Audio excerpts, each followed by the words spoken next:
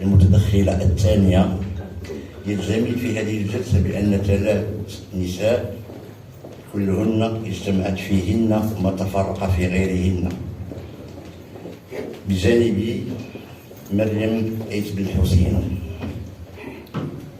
هي أيضا اجتمعت فيها أشياء كثيرة ما تفرق في غيرها.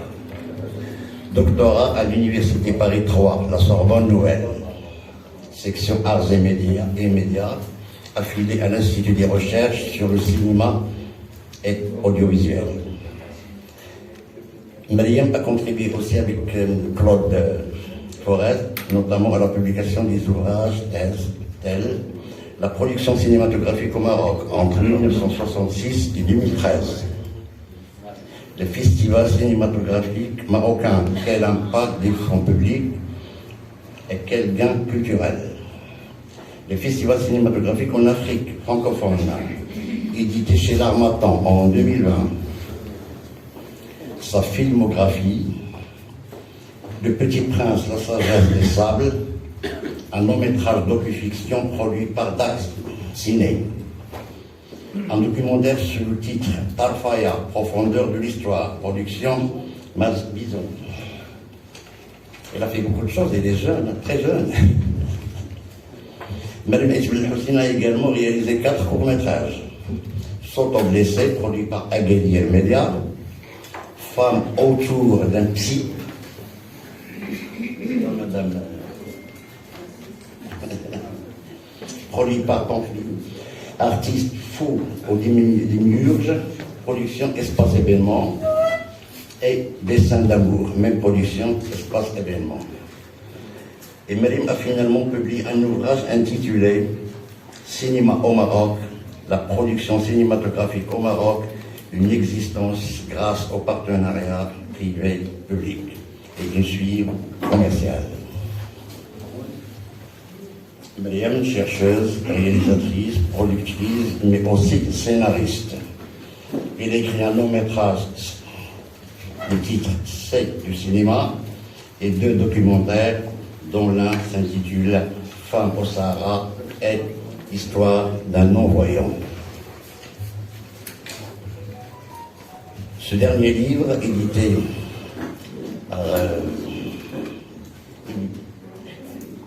écrit dernièrement par مريم هو في الواقع أطروحة الدكتوراه التي ناقشتها الباحثة السينمائية مريم عيد بالحسين بفرنسا.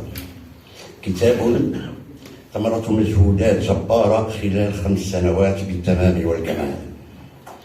5 سنوات من العمل الدؤوب الجاد والبحث الرصين.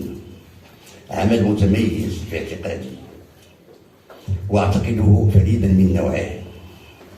كتاب يطرح ويناقش دور الدولة المغربية في الإنتاج السينمائي المغربي. إن الدعم العمومي للأفلام المغربية لعب دورا طرائعيا في تطور الإنتاج الوطني، تقول الكاتبة، وحافظ قدر المستطاع على البنيات الرئيسية ولا سيما البنيات التقنية، وخلق بالتالي مناخا ملائما لاستقبال تصوير أفلام أجنبية كثيرة داخل البلاد. وتكمن أهمية الكتاب أيضا في الاهتمام بكل الأفلام المغربية خلال فترة محدودة في الزمن، لكنها من الأهمية بمكان، من 2004 إلى 2013 على وجه التحديد، وبكل الجزئيات وكل التفاصيل. نجحت الكاتبة مريم عيد بالحسين في تصنيف الأفلام بمنهجية ملحوظة وتسليط الأدوار على الضعف ومكامن الخلل في مداخيل جل الأفلام السينمائية التي تم إنتاجها من طرف الخواص. محاولة تحليل دقيق للأسباب وللدوافع بمنهجية يسود فيها المنطق وتتجلى فيها بوضوح الموضوعية.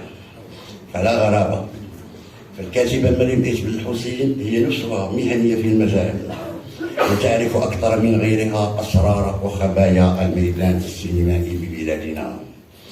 جمعت الكاتبة مريم عيد بالحسين بين البحث الأكاديمي المحض والعمل في الساحة اعتمادا على معرفتها بأوساط عالم الإنتاج السينمائي، الشيء الذي أهلها في نظري لتكون دقيقة وشفافة في مقاربتها لموضوع شائك كهذا الإنتاج السينمائي بالمغرب.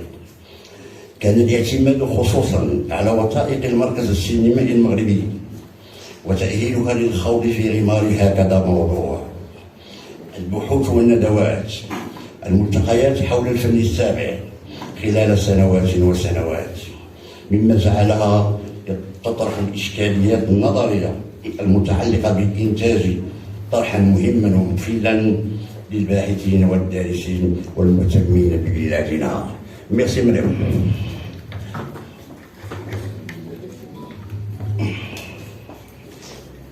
Pourquoi la protection?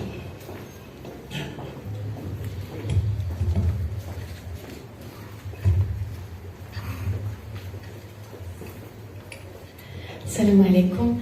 أنا أولاً فخورة باش نتواجد أولاً هنايا في الفيستيفال انترناسيونال دو فيلم ديال المرأة، وخاصة أمامكم أمام الأساتذة ديالي اللي كانوا وناس اللي كنقدرهم واللي كانوا سبب الاهتمام وسبب التشبث بالميدان السينمائي وسبب الدخول ديالي أولاً وتشبثي من بعد ذلك. وقدام ناس تبارك الله اللي بور موا سي دي سوميتي سي دي بيليي اللي كانوا دي بيليي في المغرب ديال لا برودكسيون cinématographique, ديال l'existence du cinéma. C'est vraiment une fierté de présenter ce livre. Pourquoi je dis ça? اسمحوا لي, je suis أحب اللغة العربية وأتشبث وأحاول التكلم بها، لكن عندي ضعف أني مرة غادي تلقى راسي كنتكلم بالفرنسية.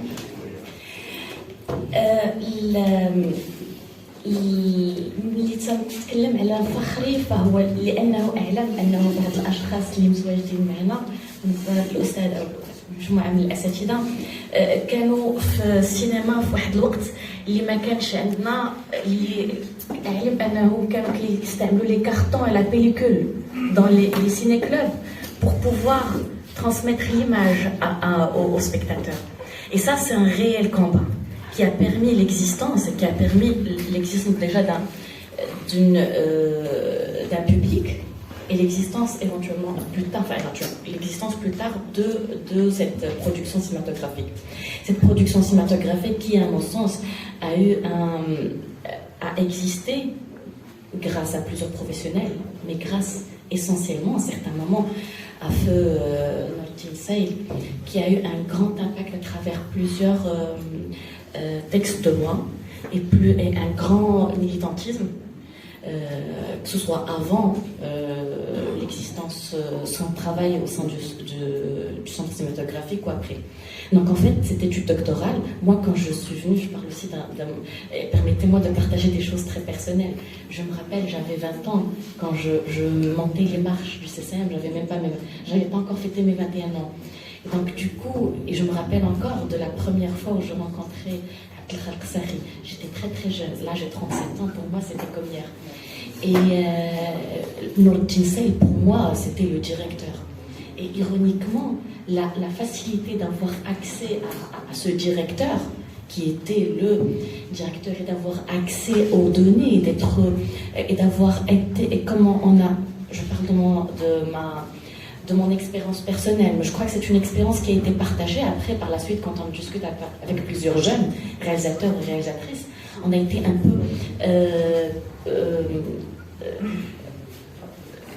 pris en charge intellectuellement et académiquement, même si sans aucune casquette académique, même avant de rentrer dans une casquette académique, bien avant, avec Nordin Seil, on a été pris en charge intellectuellement et aussi d'un point de vue philosophique par ce monsieur-là. Il se trouve que plus tard, au moment où j'ai étudié, j'ai fait mon master en marketing et stratégie, et une grande partie de mon master en communication concernait l'existence d'images, que ce soit audiovisuelles ou cinématographiques au Maroc. Et ça a viré vers une étude doctorale, mon intérêt vers une étude de ce métier, vu les deux parts mon travail au cinéma et mes études dans le marketing et les stratégies.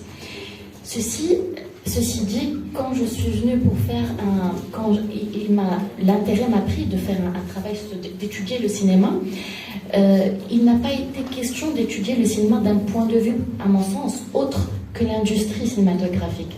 Bien que plusieurs académiciens ici présents ont pris, notamment M.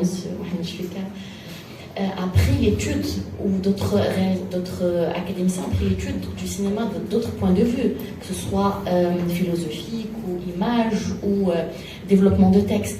Mais à mon sens, la production cinématographique, l'industrie cinématographique ne peut exister qu'à travers différents maillots. Et si on n'a pas cette industrie, cette existence des différents maillots financiers et logistiques et ressources humaines, et enfin le tout, et marketing et le tout, on ne peut pas aboutir, quelle que soit la qualité de nos auteurs, quelle que soit la qualité de nos réalisateurs, quelle que soit la qualité ou l'art, la qualité artistique qu'on pourrait avoir dans la société. Je pense que Nordin Seil a eu un grand impact à travers différents textes de loi, à travers une organisation du CCM, et qui est venue à partir de 2002 jusqu'à la fin de son mandat. À partir de 2002, on trouve plusieurs textes de loi qui sont passés et qui n'ont eu, et surtout le texte de loi réglementant le fonds de soutien. Et le résultat n'était visible qu'à partir de 2004. Donc c'est pour ça que l'étude doctorale ne commence qu'à partir de 2004 jusqu'à 2013. Cette étude était basée essentiellement sur une étude, sur une analyse de revenus commerciaux. Mais c'est un grand mensonge. La vérité, c'est que l'État, quand elle investit dans le cinéma, c'est pas pour un gain financier, c'est pour un gain culturel, c'est pour un gain en termes de développement de la société, de développement de ressources humaines. Le cinéma, à mon sens, est supposé répondre à un besoin d'identité, à un besoin de développement humain. Malheureusement, on ne répond pas à nos enfants, à leurs besoins culturels. Nos réponses à nos enfants de besoins culturels, ils viennent de l'étranger, mais loin de notre plume, ni de notre art artistique de réalisation ou autre. Je pense qu'il y a aussi beaucoup de niches qui réclament qu'on leur réponde à travers des réponses culturelles.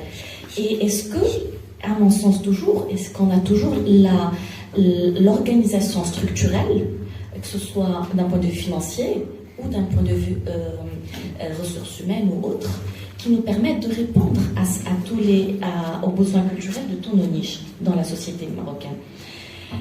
Cette étude qui se base dans l'analyse se base sur le retour financier et la qualité de sortie des films. Quand j'ai dit un grand mensonge, c'est parce que il fallait étudier à quel point le consommateur marocain, à quel point le public marocain répond à nos produits culturels. À quel point nous, en tant que société, à travers le CCM, à travers surtout la commission de Fontaine, nous permettant financièrement l'existence de films cinématographiques qui répondent à un public, et donc on ne peut étudier cette réponse qu'à travers le retour sur investissement, qu'à travers les places et qu'à travers les tickets. Donc l'approche de cette étude, elle est basée sur cet aspect-là, mais en aucun cas si on peut parler d'un échec de sortie dans le sens où ne pas avoir assez de retour sur investissement ne peut être compris comme un échec d'existence de film, parce qu'à travers le long du mandat de Nordin Seil, on retrouve une existence, On a commencé par quelques films, à la fin, on retrouve une trentaine de films par an, ce qui est quand même une grande révolution, une grande réussite. Donc, en fait, à travers justement cette étude-là, à la fin, donc j'ai commencé par les différentes sorties, et à la fin, j'ai fait une comparaison avec d'autres pays, essentiellement, à vrai dire, la France, tout simplement parce que j'ai été touchée par deux choses. D'abord, je pense que la France, est un des pays le plus proches, bien qu'on soit très différents culturellement, mais je pense que le développement industriel entre le communisme et le libéralisme extrême, des deux côtés, c'est le pays qui prend les choses du milieu entre un libéralisme financier et une ouverture du marché, et en même temps il y a toujours un fonds étatique, il y a toujours l'État qui est là pour pousser, pour permettre cette existence, aussi parce qu'en France on n'a pas autant de grands investisseurs comme aux États-Unis et comme dans d'autres pays, comme en Sud-Afrique. Il y a aussi le côté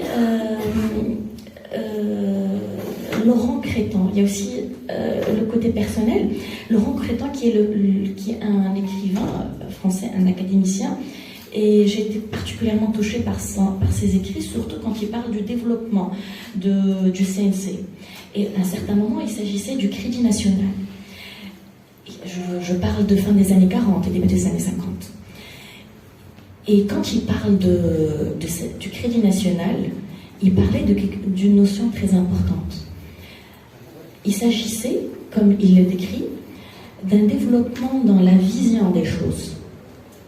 À la fin des années 40, quand il y avait le Crédit National, il s'agissait, en cinéma en France, dans la production cinématographique en France, il voyait le fonds, il voyait la possibilité de donner à un réalisateur le fonds pour faire un film,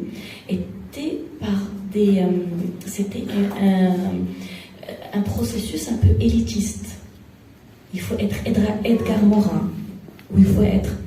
Et à un certain moment, cette vision a changé. Et le moment où cette vision a changé, où il s'agissait plus d'un cinéma élitiste, mais il s'agit plutôt d'une organisation industrielle qui nous permet de répondre, comme je viens de le dire, à un besoin dans la société, et à travers le fonds, on donne à un jeune qui va répondre à un enfant et qui est excellent en montage et en cartoons, en dessin animé. Et on donne aussi à un autre parce qu'il répond à un besoin de coproduction avec la Russie, par exemple. Et on donne donc il s'agissait plus d'élitisme, il s'agissait plus d'outils. Les réalisateurs et les producteurs étaient des outils pour répondre aux besoins. Et c'est là où on a retrouvé en France, où il y a eu un changement. Le CNC n'est plus le Crédit National qui donne, mais maintenant on a plusieurs fonds pour plusieurs niches, pour plusieurs différents réalisateurs, pour plusieurs différentes visions, différentes personnes, différentes industries, différentes organisations de production, qu'elles soient petites, moyennes, grandes, ou quel que soit le competitive advantage l'avantage compétitif de cette société de production. Chacun va retrouver sa place parce qu'il va nous servir en tant que société pour répondre à nos enfants, à nos femmes, à nos jeunes, à nos hommes, à nos vieux. Et c'est là où on trouve une émergence plus intéressante. Donc à travers cette comparaison, je me suis permise, loin d'être... mais vraiment, j'ai pris de plusieurs et j'ai essayé d'adapter selon ma compréhension des choses, après, vous verrez, à la société marocaine. Et donc j'ai rapporté ça à la fin de ce livre, qui fut à la fin de la thèse. Merci.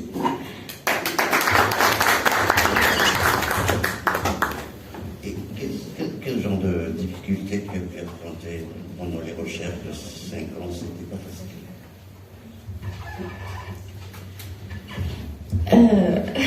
Avec beaucoup d'amour et de reconnaissance extrêmement reconnaissance.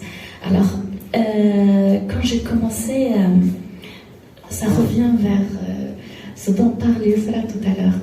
Quand je commençais ma thèse, j'étais une femme qui se séparait de mon mari, avec un enfant en bas âge, dans un milieu académique très sélectif, et avec un directeur de recherche qui demandait beaucoup parce qu'il m'aimait beaucoup, je pense. Et donc du coup, je ne devais pas écrire uniquement ma thèse, je devais, par la force des choses, faire des communications, je devais faire partie d'organisations de colloques, mais surtout de faire partie de recherches académiques qui m'ont permis plus tard une reconnaissance, que ce soit avec l'IRCAV ou avant, une reconnaissance du ministère de l'Enseignement supérieur français de mon travail de recherche. Parce que grâce à mon directeur de recherche, j'ai été impliquée sur des recherches internationaux, notamment sur l'image, les pratiques spectatorielles du cinéma en Afrique. J'ai été aussi engagée dans la création de réseaux de chercheurs, c'est un réseau international. C'est toujours mon directeur de recherche qui me poussait. Et donc du coup, et ça demandait beaucoup avec un enfant en bas âge de 2 ans et que j'allaitais je devais travailler, je devais faire ceci. Le travail de recherche avec le ministère était rémunéré. Mais avant et après, et le petit, et mon étude doctorale, donc c'est un peu déjà ma vie personnelle était un grand obstacle. Donc j'avais vu une fois une image de la femme quand elle sort dans un milieu très compétitif. L'IRCAV est très compétitif. Et surtout, je n'aime pas trop en parler, mais je vais le dire comme on est, une femme arabe qui s'impose et qui rentre dans la création de réseaux internationaux et qui devance des collègues qui étaient bien avant moi n'est pas quelque chose qui plaît. Donc du coup, c'est forcément en dérange, mais c'est pas grave. L'important n'a jamais été, j'ai pas un égo très développé, n'a jamais été de m'imposer personnellement, mais c'était surtout d'avoir un impact dans la recherche en elle-même. Parce que, notamment, par exemple, dans la recherche sur les pratiques spectatorielles, je pense qui a été menée par plusieurs femmes, les pratiques spectatorielles étaient en Afrique. Et au début, il a été mené, j'ai eu plusieurs collègues européennes. Je pense que le cinéma et la méthodologie de recherche académique est internationale. Donc il n'y a pas de... Mais comme on travaille sur des milieux africains, le milieu impose l'existence de femmes africaines. Et donc c'est avec beaucoup de fierté que j'espère que j'ai eu, alhamdoulilah, ma présence dans cette recherche a permis la présence plus tard de plusieurs femmes chercheuses africaines. Et donc du coup aussi ceci a beaucoup dérangé. Donc du coup j'ai dû militer pour beaucoup de mes principes.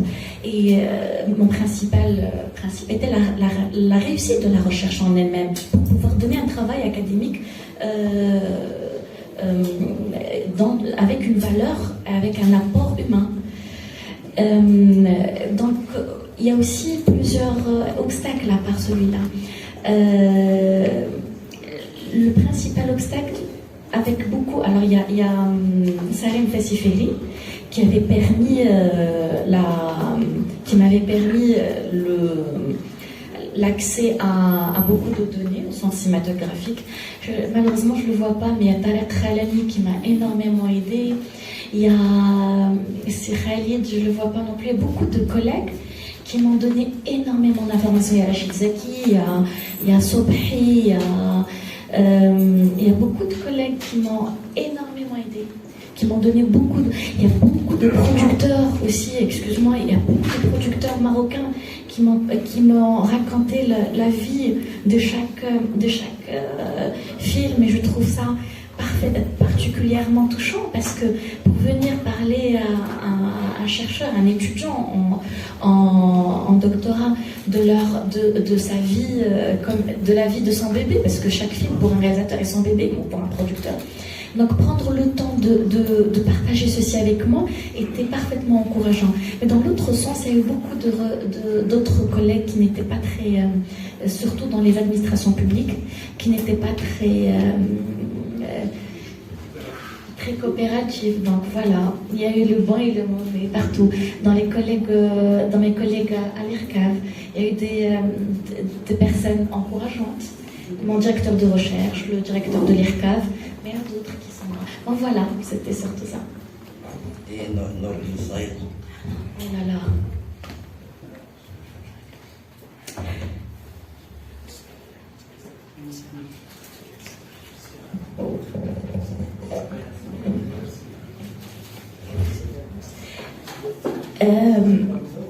Vous savez que quand on parle de Nordin Saïd, c'est pas que pour moi, Hassan, pour plusieurs jeunes. C'est comme un père du cinéma. Nordin Saïd, son impact n'était pas que pour ce film, que pour ce livre. C'est grâce à Nordin Saïd que je fais du cinéma actuellement. Et c'est grâce à Nordin Saïd que le cinéma, que je suis ce que je suis. Parce que c'est vrai que l'étude parle d'un point de vue financier, industrie, mais il y a autre chose que Nordin Saïd, à laquelle Nordin Saïd attache beaucoup d'importance. أنا داخلة السينما وزعما فرحانة براسي وعجبني راسي كنت كصغيرة تسحب لي راسي زوينة زعما قارية شي حاجة maintenant قدامكم كنجينا الضحك اللي كنشوف تبارك الله الناس avec ce niveau de modestie. Mais à l'époque j'étais très jeune, donc je me voyais comme ça. Et je me rappelle la première fois où la première discussion, après il m'a posé une question, après je lui dis je pense. Il me dit ah parce que tu penses. Et donc par la suite, Nordin Saïd m'a donné beaucoup à travers les années. C'est lui qui dirigeait, c'est lui qui organisait mes lectures. Donc Nordin Saïd m'a rajani à des lectures اللي قريت في l'adolescence ou le jeune âge. كيرجع me dit non قراي إيميل زولا هذا الكتاب لا عاود يقراي لا رجع يقراي هذا كافكا رجع يقراي. Donc à travers les années il a fait en me passant plusieurs écrits, plusieurs ouvrages et regarde ce film-là et c'est moins intéressant les discussions de films, les discussions philosophiques. Ça a permis كبر لي عقلي وروحي. وفاش شي واحد كيعلمك كتكبر لك عقلك وروحك هي اجمل هديه يهدي لك احسن من اي حاجه اخرى. Il m'a appris la modestie aussi dans le savoir. Il m'a appris que plus on grandit, plus on se voit, on réalise à quel point on est petit devant le savoir et à quel point ça nous ouvre l'appétit vers cette ouverture de différents horizons, de différents apprentissages. Oui, pour revenir au livre, le livre parlait d'après sa sortie. Donc, et l'étude, j'étais فاش مشيت لواغادوغو الله يرحم حتى هو مات ولا دوطخ رياليزاتور ملي كيمشيو كيشوفوني مغربيه كيفرحوا تيسولوا تقول كي داير نوردين سايل اش خبار نوردين سايل كيفرحوا بالسينما المغربي كيفرحوا بك كمغربيه على وجه نوردين سايل باسكو لا يو جو بونس هاد السيد كان عنده واحد دي بوتي دي سيتي ان فيزيونير الله يرحمه وكان عنده بعض لي جيست اللي تي امباكتيو بروفونديمون الاشياء